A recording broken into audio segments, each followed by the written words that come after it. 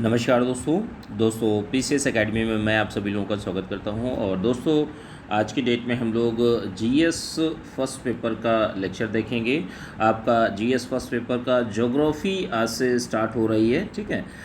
Geography को start करेंगे और टॉपिक बाय टॉपिक चीज़ों को हम लोग देखेंगे, जैसे विश्व के प्रमुख प्राकृतिक संसाधनों का वितरण। तो इन सारी चीज़ों को आज हम लोग देखेंगे। इसमें लगभग 28 पेजेस हैं, तो 6 पेजेस करके 5-6 पेजेस करके हम लोग 4 लेक्चर में कंप्लीट कर लेंगे। और जैसे ही यह आपका लेक्चर कंप्लीट हो जाएगा, चारों के चारों लेक्चर, तो आपको पीडीएफ जो है पेड व्हाट्सएप ग्रुप में मिल जाएगी, ठीक है। और वीडियो अच्छा लगता है तो वीडियो को लाइक कर दीजिएगा। देखिए, विश्व के प्रमुख प्राकृतिक संसाधनों के वितरण के बारे में समझेंगे। तो देखिए, विश्व में बहुत सारे संसाधन पाए जाते हैं, ठीक है। तो इसमें प्राकृतिक संसाधनों में सबसे पहला जो संसाधन आता है वो है जल संसाधन, जो प्रकृति ने हमें दिया है, ठीक है, नेचुरल तरीके से। अब भारत की जहाँ तक बात करते हैं तो भारत में उपयोग की जाने वाली कुल जल का सर्वाधिक 93% जो उपयोग है कृषि में किया जाता है, ठीक है। 93% उपयोग जो जल है वो किस में किया जाता है, आपका एग्रीकल्चर में। और 4% जो वाटर है उसका उद्योगों में, तथा 3% जल का उपयोग जो है घरेलू कार्यों में किया जाता है। देखिए, भारत में है भूमिगत जल का भी विकास किया गया है। देश में भूमिगत जल क्षमता के मूल्यांकन का कार्य जो है भूमिगत जल बोर्ड द्वारा किया जाता है, ठीक है। अब देखिए, सिंचाई की जहाँ तक बात कर लेते हैं तो देखिए, वर्षा के अभाव क्षेत्रों में कृत्रिम ढंग से जल देने की क्रिया को क्या कहा जाता है, सिंचाई कहा जाता है। प्राकृतिक एवं उष्णकटिबंधीय देश है जिसमें कृषि मुख्यतः मानसूनी वर्षा पर निर्भर है। कि जैसे हमारा देश किस कटिबंध में आता है, उष्णकटिबंधीय देश है। और यहाँ पर जो मानसूनी वर्षा पर मतलब जो जल की मात्रा है वो मानसूनी वर्षा से पूरी होती है, किंतु इस वर्षा की प्रकृति और उसके वितरण में काफ़ी दोष पाए जाते हैं। और इन दोषों को दूर करने के लिए नियमित कृषि करने का सर्वोत्तम उपाय सिंचाई की व्यवस्था, कि आप नियमित रूप से सिंचाई हो सके इसके लिए आप जल संचयन प्रणाली का उपयोग करें, ठीक है, जल का संचय करें। अब देखिए, सिंचाई की आवश्यकता क्यों होती है, तो इस चीज़ को देख लेते हैं कि जैसे वर्षा की अनिश्चितता भारत में क्या है। भारत में वर्षा जो है समय और स्थान दृष्टि से अनिश्चित है, कभी कहीं ज़्यादा कभी कहीं कम। तो ऐसी स्थितियां वर्षा की हमें दिखाई देती हैं। विभिन्न क्षेत्रों में इसकी मात्रा भी भिन्न भिन्न होती है, कि राजस्थान में बहुत कम होती है, चेरापूंजी में बहुत ज़्यादा होती है। मतलब इस तरीके से चीज़ें हमारे देश में हैं। इसी कारण से नियमित रूप से कृषि करने के लिए सिंचाई जो है वो अनिवार्य होती है, ठीक है। अब देखिए, वर्षा का हमारे यहाँ असमान वितरण भी है, कि जैसे देश में वर्षा का औसत वार्षिक वर्षा जो है 109 सेंटीमीटर है, किंतु इसका क्षेत्रीय वितरण भी असमान है। कि जैसे पश्चिम तटीय क्षेत्रों में जैसे पश्चिम तटीय क्षेत्रों की जहाँ तक बात करेंगे तो ये वाला क्षेत्र, ठीक है, कर्नाटक और केरल और गोवा, महाराष्ट्र, ये पश्चिम तटीय जो क्षेत्र है। तो यहाँ और असम प्रदेश में ध्यान रखिएगा, ये असम का क्षेत्र जो है, तो ये वाला क्षेत्र, तो इन दोनों जगहों पर जो आपकी वर्षा है वो 250 सेंटीमीटर से अधिक होती है, ठीक है, 250 सेंटीमीटर से अधिक होती है। अब देखिए, यहीं पर उत्तरी मैदान की बात कर लेते हैं। ये वाला उत्तरी वाला मैदान जो है, ठीक है, उत्तर का मैदान और प्रायद्वीपीय भारत, ठीक है, ये आपका प्रायद्वीपीय भारत हो गया।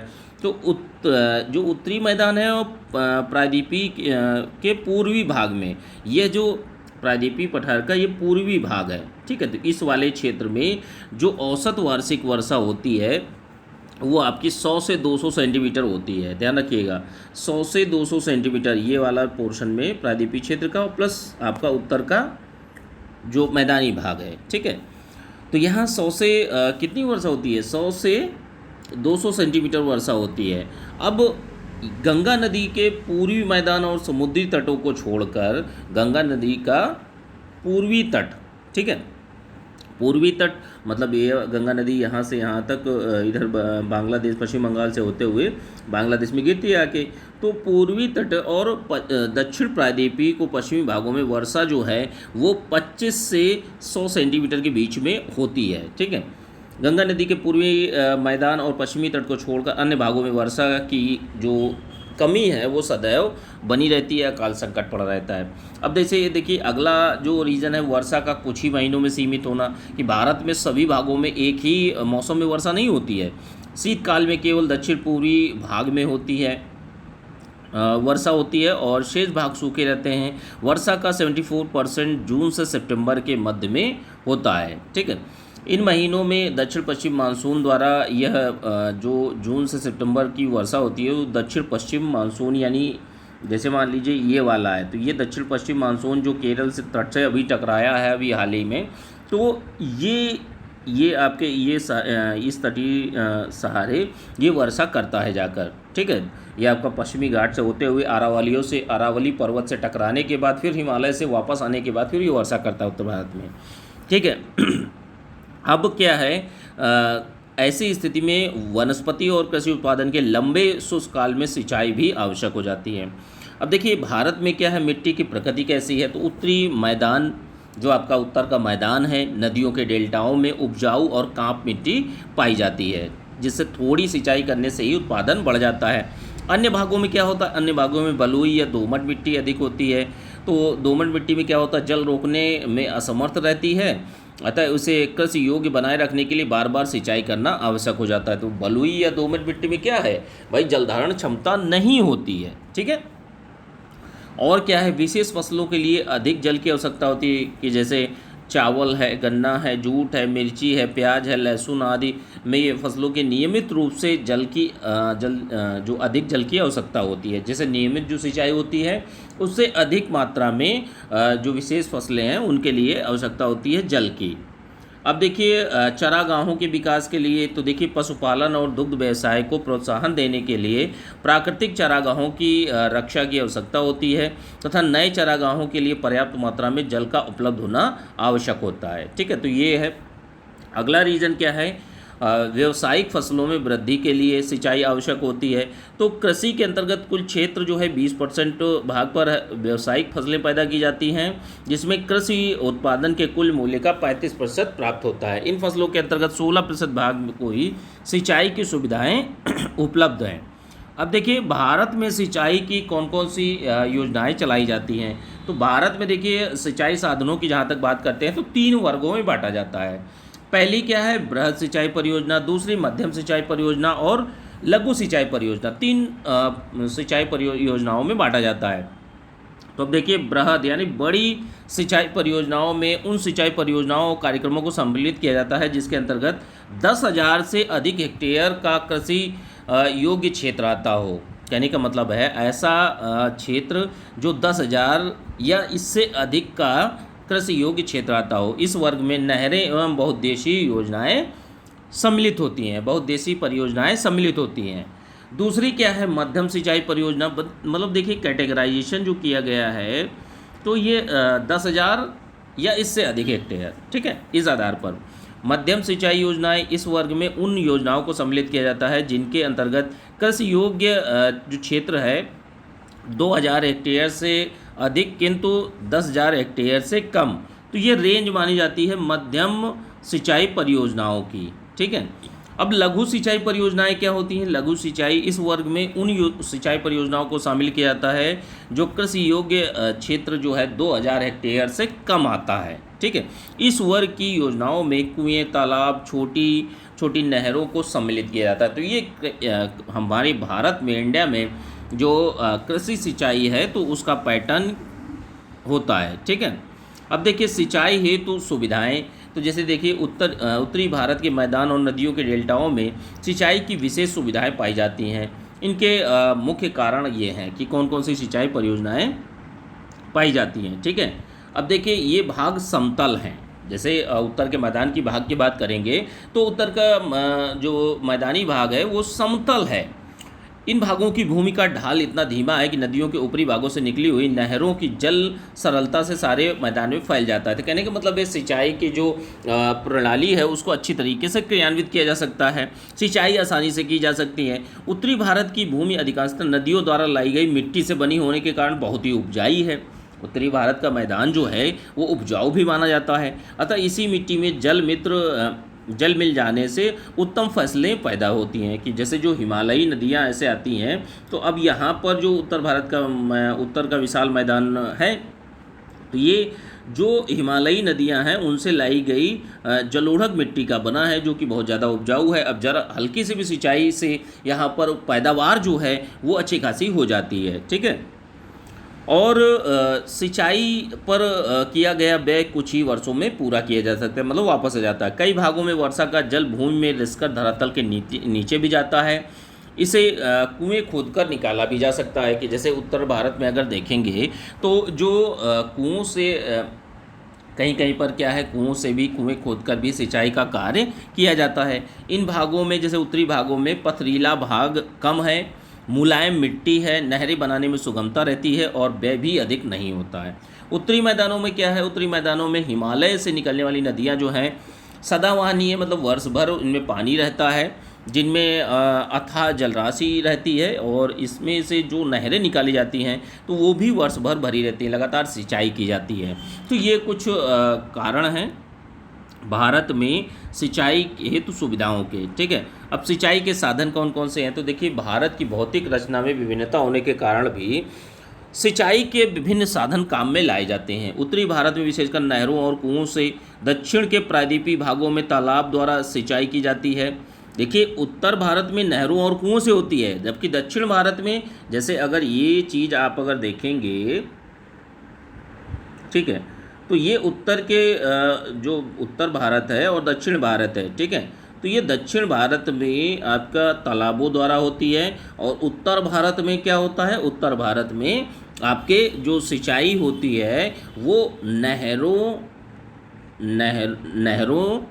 नहरों के द्वारा होती है और कुओं के द्वारा होती है, ठीक है, ध्यान रखिएगा। तो ये दोनों के द्वारा होती है। अब देखिए भारत की सिंचाई व्यवस्था में सबसे प्रमुख स्थान जो है कुएं और नलकूपों का है, इसके बाद नहरों का स्थान आता है, ठीक है। तो अब इन विवरण को भी देख लेते हैं आगे। जैसे नहरों से सिंचाई कैसे किया जाती है भारत में, देखिए सिंचाई का मुख्य साधन क्या है, नहरें हैं। अधिकांशतः नहरें या तो उत्तरी भारत में ये मैदानी भागों में हैं, या तो तटवर्ती नदी डेल्टाओं में पाई जाती हैं। कि जैसे जो गंगा ब्रह्मपुत्र का डेल्टा है, सुंदरवन डेल्टा, तो डेल्टाई क्षेत्रों में पाई जाती हैं। नहरें बनाने के लिए मुख्यतः दो बातों की आवश्यकता होती है। समतल भूमि नदियों से अथवा बांधों से निरंतर जल की आपूर्ति होती है। ऐसी आदर्श अवस्था जो है उत्तरी भारत में नदियों के विशाल मैदानों में ही मिलती है। नहरों में जल या तो नदियों से पहुंचा जाता है या तो कृत्रिम तालाबों से, ठीक है। तो अब इसमें भी कुछ चीज़ें होती हैं कि जैसे अनित्यवाही या बाढ़ की नहरें, कि ऐसी नहरों को बाढ़ के समय वर्षा ऋतु में ही जल मिलता है, और ये नहरें अक्टूबर से मई तक जल की कमी से सूखी रहती हैं। तो कुछ ऐसे, लेकिन नित्यवाही नहरें ऐसी होती हैं कि जो पूरे वर्ष हमेशा पानी रहता है। ऐसी नहरों में नित्यवाही नहरें उन नदियों अथवा बांधों से निकलती हैं जिनमें वर्ष भर जल भरा रहता है। नदी के जल को कभी कभी बांध या एनीकट बनाकर भी रोक दिया जाता है। फिर भी रोके गए जल से नहरों द्वारा आसपास के क्षेत्र के प्रदेशों में सिंचाई की जाती है। अब देखिए नहरों की सिंचाई के लाभों को देख लेते हैं। तो देखिए नहरों की सिंचाई के लाभ क्या हैं कि सिंचाई से शुष्क प्रदेश के कृषि योग्य क्षेत्र हरे भरे क्षेत्रों में बदल जाते हैं। पंजाब, हरियाणा, नहरी बस्तियां, उत्तर प्रदेश, उत्तरी राजस्थान, मध्य प्रदेश और दक्षिण के पठार में सिंचित क्षेत्र इसके सजीव उदाहरण मिलते हैं। मतलब इन क्षेत्रों में नहरों द्वारा सिंचाई की जाती है। नहरों ने बड़ी सीमा तक अकाल की भयंकर अकाल को ख़त्म कर दिया है। आर्थिक सुख समृद्धि इससे प्राप्त होती है और एक नए युग का सूत्रपात भी करता है। अकाल क्षेत्रों में क्या है, अकालग्रस्त क्षेत्रों में कि सिंचाई की सुविधाएं उपलब्ध कराकर उनके विरुद्ध बीमा कराने के समान है, ठीक है। तो ये सिंचाई के दूसरा लाभ माना जाता है। अब अगला लाभ क्या है, अगला लाभ जो है किसी क्षेत्र में सिंचित भूमि की असिंचित भूमि की अपेक्षा प्रति हेक्टेयर 100 से 900 प्रतिशत तक की वृद्धि हो सकती है। परीक्षणों से ज्ञात हुआ है कि सिंचित क्षेत्र में चावल की उपज 100 से 100%, गेहूँ में 80%, जौ में 60%, बाजरा में 49%, मक्के में 65% की वृद्धि देखी गई है। और क्या है सिंचाई के लाभ नहरों के, तो गन्ना, जूट, कपास, फल, गर्म मसाले, सब्जियां, व्यापारिक फसलों के उत्पादन में सिंचित क्षेत्रों में विशेष ही उन्नति हुई है। नहरों से उन विशाल क्षेत्रों के लिए यातायात और संचार साधनों को संतोषजनक व्यवस्था हो जाती है। भाई इसमें क्या है, जो नहरें हैं ये यातायात और संचार के कामों में भी उपयोग लाई जा सकती हैं। जहां सड़कों तथा रेल मार्गों का सर्वथा अभाव है, वहाँ पर नहरों का काम बहुत ज़्यादा बढ़ जाता है, इनका उपयोग किया जाता है। उदाहरण स्वरूप अगर हम देख सकते हैं तो पूर्वी डेल्टा की नहरें सिंचाई और यातायात दोनों का ही कार्य करती हैं। सिंचित क्षेत्रों में निरंतर वृद्धि होने एवं अत्यंत उन्नत किस्म की बहुफसली किस्म के विस्तार के कारण ही भारत में भारत खाद्यान्नों में आत्मनिर्भर बन सका है और किसानों की स्थिति जो है आत्मनिर्भर मतलब स्थिति भी सुधरी है। ठीक है, अब नहरों से सिंचाई के लाभ हम लोगों ने देख लिए। अब इसके बाद में नहरों से होने वाली हानियों को देख लेते हैं। तो देखिए नहरों द्वारा सिंचाई की हानियाँ कौन कौन सी हैं। तो देखिए अधिक सिंचाई से निचले एकत्रित पानी भूमि के धरातल पर हानिकारक नमक जमा हो जाता है। ठीक है, सॉल्ट जमा होता है जिससे मिट्टी का उपजाऊपन नष्ट हो जाता है। अब देखिए यह एक समस्या है, अधिक अगर आप सिंचाई करेंगे तो वो भी नुकसानदेह है। ठीक है, सॉल्ट का जमाव होगा। ठीक है, पंजाब, उत्तर प्रदेश, महाराष्ट्र, राजस्थान के नहरी क्षेत्रों में अधिक पानी के कारण क्षार फैलने से भूमि जो है कल्लर या बंजर बन जाती है। ठीक है, तो ये समस्याएं भी देखी जा रही हैं। अगली समस्या क्या है, जिस भूमि में नहरी जल जमा होता है तो वहाँ मच्छर उत्पन्न हो जाते हैं और वहाँ दलदल बन जाती है। अब दलदल बनने के बाद वहाँ पर अन्य जो कीड़े मकोड़े और मच्छर रहते हैं, मलेरिया और संक्रामक रोगों को फैलने का भी डर बना रहता है। ये भी एक बहुत बड़ी दिक्कत है। अगली चीज़ क्या है, नहरों के किनारे वाष्पीकरण की क्रिया से कई प्रकार के नमक जमा हो जाते हैं। नहरों की सुरक्षा की दृष्टि से यह हानिकारक माने जाते हैं। तो ये कुछ नहरों द्वारा सिंचाई की हानियां हैं। ठीक है, अब कुओं द्वारा सिंचाई जो है वो हम लोग अगले वाले लेक्चर में कंप्लीट करेंगे। 5-6 पेजेस को हम लोग करके 4 लेक्चर में हम लोग कंप्लीट कर लेंगे। लगभग 27-28 पेजेस हैं, तो इनको अच्छी तरीके से ये जो पहला टॉपिक है इसको हम लोग कंप्लीट कर लेंगे। ठीक है, अच्छे से आप लोग पढ़ाई करते रहिए और अच्छे से आंसर राइटिंग भी करते रहिए। ठीक है, चलिए ठीक है, थैंक यू देखने के लिए।